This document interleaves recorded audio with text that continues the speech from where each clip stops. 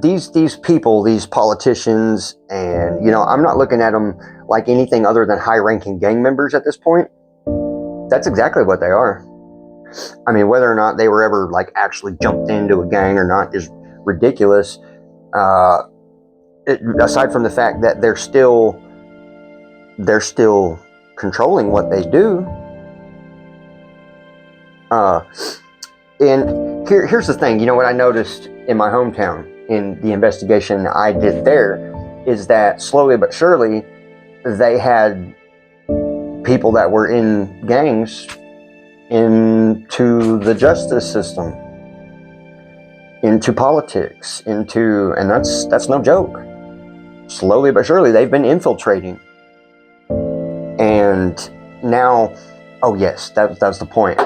Now we're seeing, at first it was chaotic evil being taken out by organized evil because that gave them the appearance of doing the right thing when they were actually in cahoots. Now you can see that. They were never opposing each other. That was just to give us the impression that they were doing the right thing. Look over here, sleight of hand, look over here. Well, I'm actually doing something over here. That's how they do it, okay? So,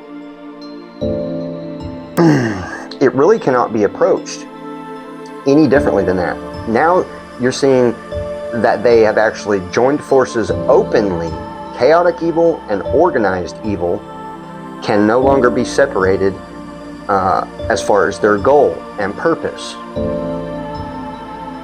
And anybody involved in that should be considered guilty by association.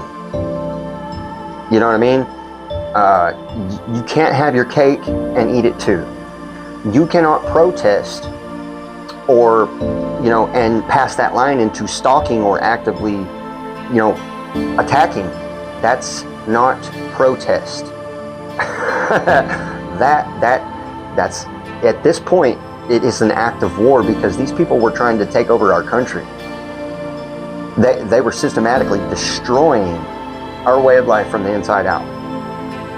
In the name of justice. Can you believe that? In the name of the law. So crazy. But I'm glad that they're showing their true colors now. It's so amazing what God led me through. And, it was very miserable at times. Going through the hells that I had to go through to be able to learn everything that God wanted me to see and to be able to speak on. And I sure wished I had possession of them papers. Whoever does has a thorough investigation of what was going on. And, I still got it right here. And I have, the ending of it, the culmination of, my stay through all that. I have the end of it that I never did send out because I knew I knew there was a chance that it may not ever get where it needed to go. But it is what it is. There's mail logs. I have records of mail logs also. Time, date, stamp, everything. How many pages was in it? Everything. I have all that stuff still. So I do have a lot of information gathered that would, if that stuff didn't ever get where it was going, to these registered, like government organizations that I mailed letters to, they keep logs of all that stuff. You know what I mean? So if it didn't ever get there, how many times I wrote Fox News? I bet they have a mail log too.